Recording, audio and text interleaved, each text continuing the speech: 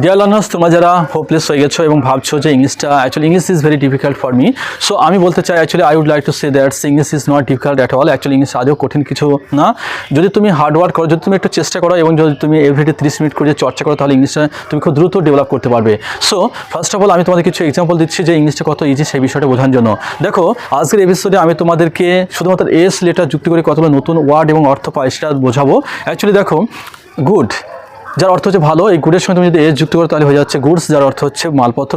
অনুরূপভাবে নিউ যার অর্থ হচ্ছে নতুন, এই নিউর সঙ্গে তুমি যদি এস যুক্ত করো তাহলে হয়ে যাচ্ছে নিউজ, যার অর্থ হচ্ছে সংবাদ বা খবর। অনুরূপভাবে আর যার অর্থ হচ্ছে বাহু, এর সঙ্গে তুমি যদি এস জুড়ে দাও তাহলে হয়ে যাচ্ছে আর্মস, যার অর্থ হচ্ছে অস্ত্র।